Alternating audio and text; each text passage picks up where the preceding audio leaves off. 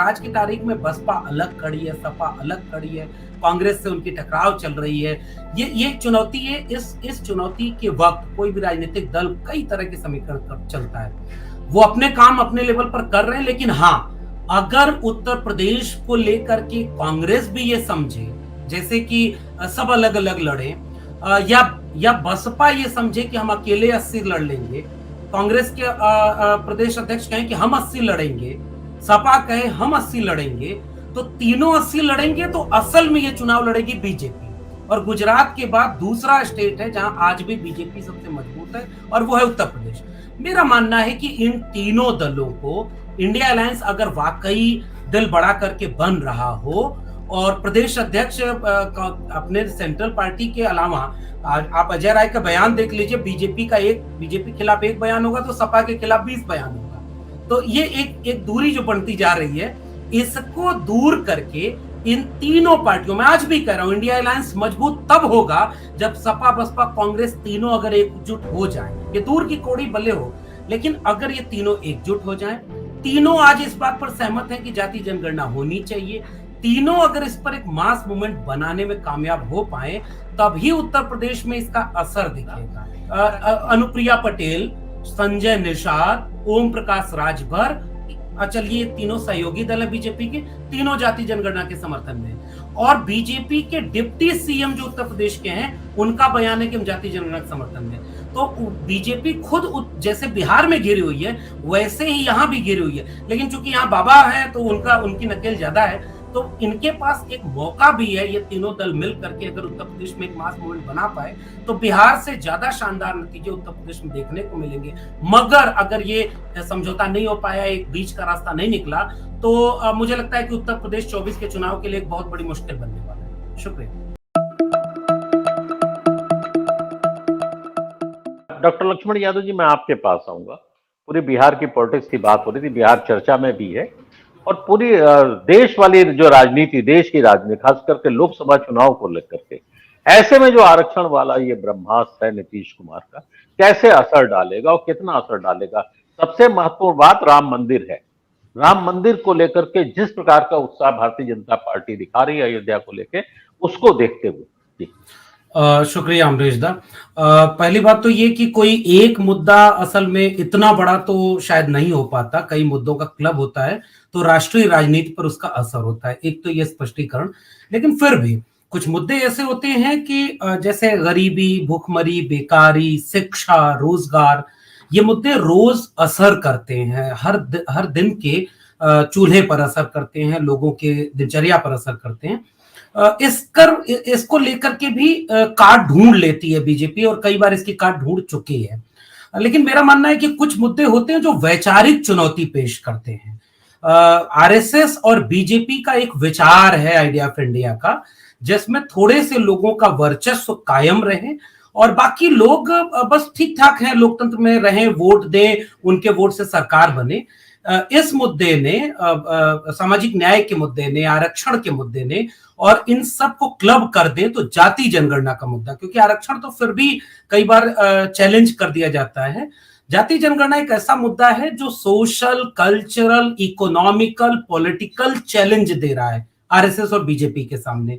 तो जो बीजेपी अब तक ये कहती थी कि हिंदू धर्म खतरे में है और हिंदुओं एक हो जाओ, हम तुम्हारे लिए रामलला आएंगे, मंदिर वहीं बनाएंगे, और इसके नाम पर फिर सब कुछ होता है, और उसका एक रोल मॉडल स्टेट है उत्तर प्रदेश का। और उस उत्तर प्रदेश में कांवड़ ढोने पर आप जाएंगे तो पुलिस पूरा तामझाम के साथ सुरक्षा देगी, हेलीकॉप्टर से फूल बरसाए जाएंगे, और शिक्षा मांगने जाएंगे तो लाठी मिलेगी।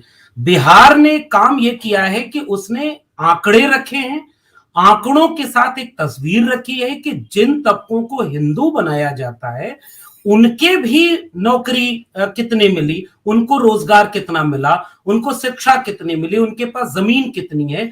असल में ये सोशल जस्टिस का, सोशलिज्म का एक आइडिया ऑफ इंडिया का नक्शा है, और बिहार ने इस नक्शे को अब राष्ट्रीय फलक पर रख दिया है, जिसकी काट बीजेपी के पास नहीं है। बीजेपी की तरफ से गृह मंत्री गए तो उनको क्रेडिट लेना पड़ा कि ये जाति जनगणना तब हुई जब हम सरकार में थे और हमने कराई है, और हम उचित समय देख करके इसको कराएंगे भी। इसका मतलब बीजेपी बैक फुट पर है, क्योंकि हिंदुत्व को अब तक शायद बाहर से ज्यादा बड़ी चुनौती मिल रही थी।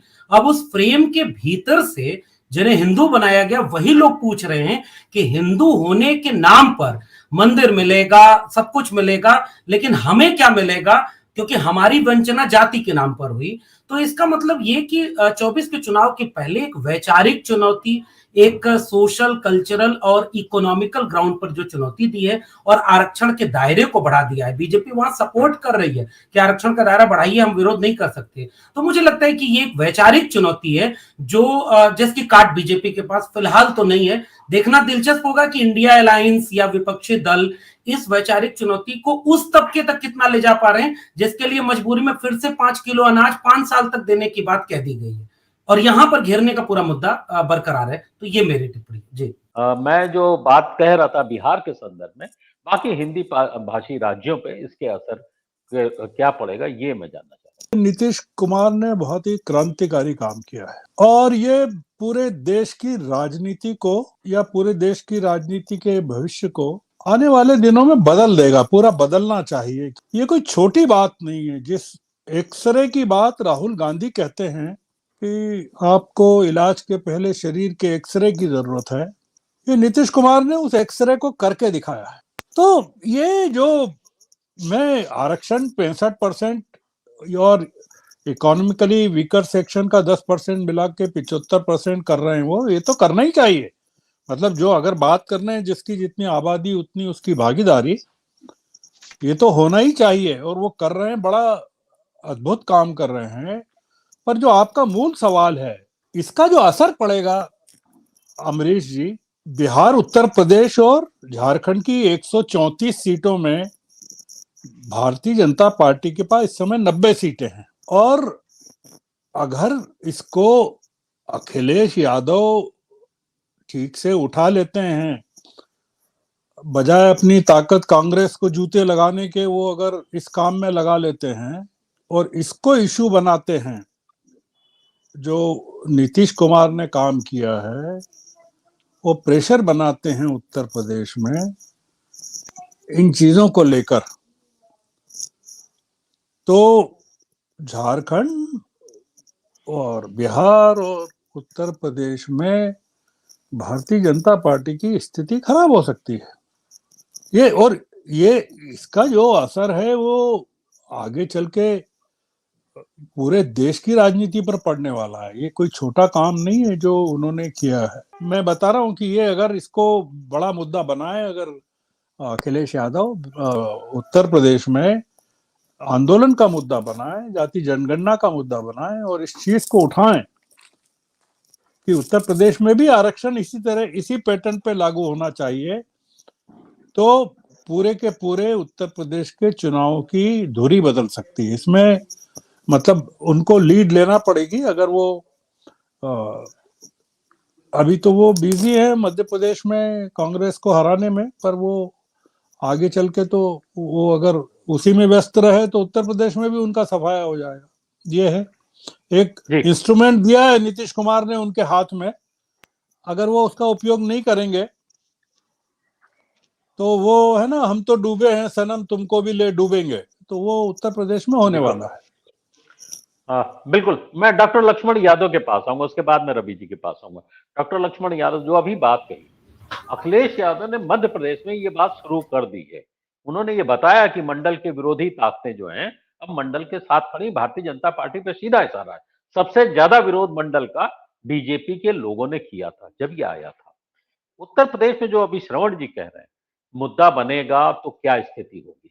अभी चुनाव चल रहा है, मध्य प्रदेश का चुनाव चल रहा है और चुनाव वो लड़ रहे हैं। जाहिर सी बात है चुनाव लड़ेंगे तो जो पार्टी सामने उसका विरोध कर रहे हैं। अब आप इसके बाद उत्तर प्रदेश पे क्या कर सकते हैं, इस पे मैं जानना चाहता हूँ। अपने को म्यूट कर जी। एक तो स्पष्ट ये समझना चाहिए कि नीतीश कुमार और तेजस्वी यादव सरकार में है, तो उनके पास मौका था और ठीक बात है, उन्होंने एक स्टैंड लिया है, बहुत साहस का और बहुत दूरदर्शिता का वैचारिक स्टैंड है। ये मौका अखिलेश यादव के पास नहीं है। ये मौका कांग्रेस के पास था जब कांग्रेस ने ये देखा कि 2010 में यूनानिमस डिसीजन है पार्लियामेंट का कि even including BJP, Gopinath Munde, Hukumdev Narayan Yadav और तमाम लोगों ने बीजेपी के जाति जनगणना का समर्थन किया, सब समर्थन में थे।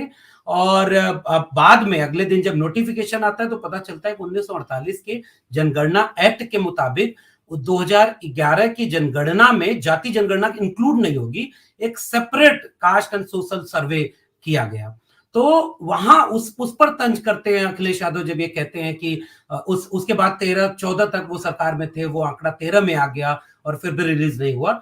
ये पॉलिटिकल राइवलरी है जो चलेगी, मतलब वो एक अलग इशू है। अखिलेश यादव के पास अभी फिलहाल ये मौका तो कतई नहीं है, वो भी उत्तर प्रदेश के मुख्यमंत्री नहीं है तो वो घोषणा तो कर नहीं सकते, तो वो सहूलियत नहीं है। हाँ, अखिलेश यादव अभी ये मुद्दा उठा रहे हैं, ये गलत है।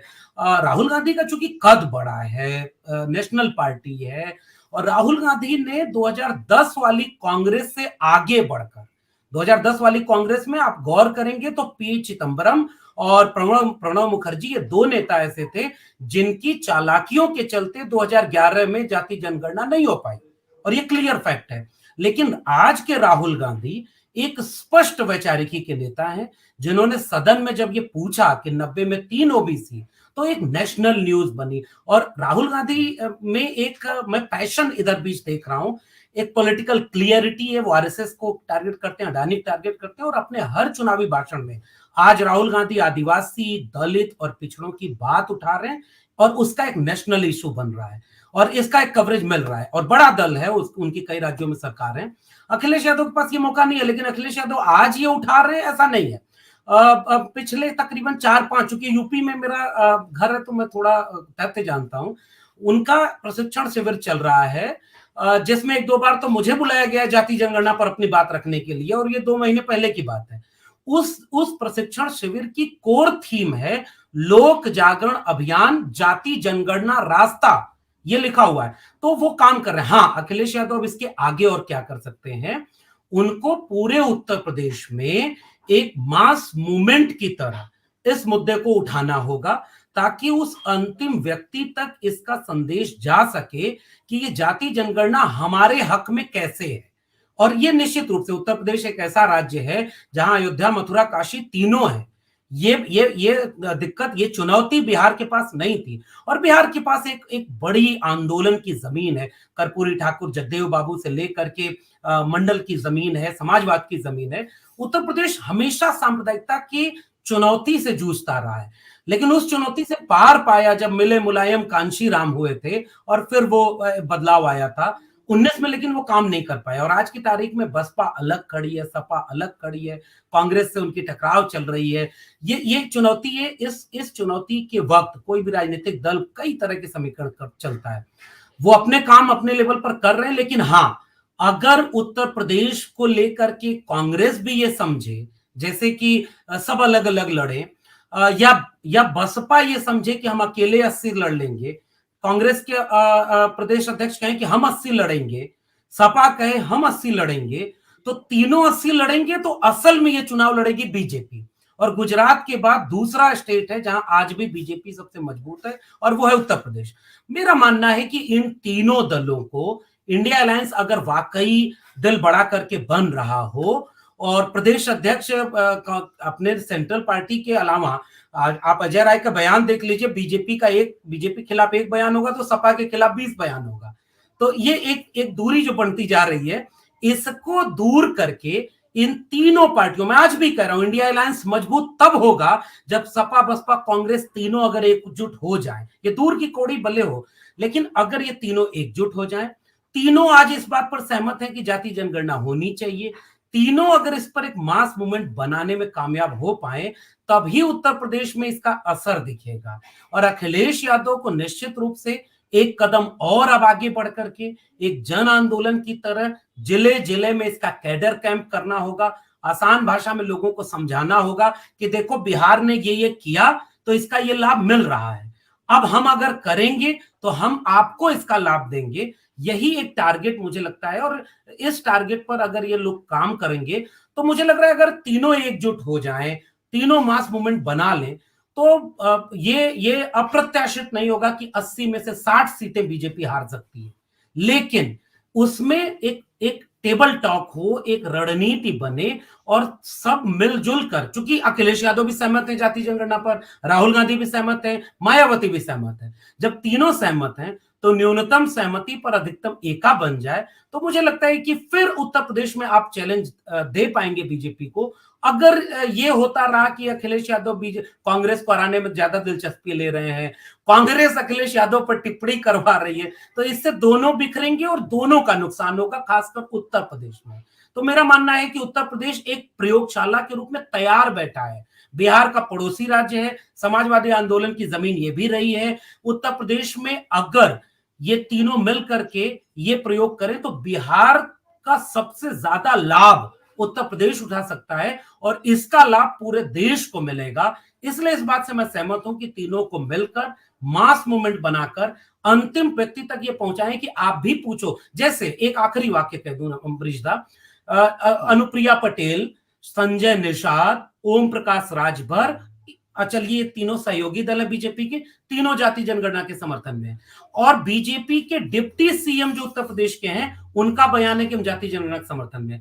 तो बीजेपी खुद जैसे बिहार में घिरी हुई है वैसे ही यहां भी घिरी हुई है, लेकिन चूंकि यहां बाबा है तो उनकी नकेल ज्यादा है, तो इनके पास एक मौका भी है। ये तीनों दल मिल करके अगर उत्तर प्रदेश में एक मास मूवमेंट बना पाए तो बिहार से ज्यादा शानदार नतीजे उत्तर प्रदेश में देखने को मिलेंगे। मगर अगर ये समझौता नहीं हो पाया, एक बीच का रास्ता नहीं निकला, तो मुझे लगता है कि उत्तर प्रदेश 24 के चुनाव के लिए एक बहुत बड़ी मुश्किल बनने वाला है। शुक्रिया।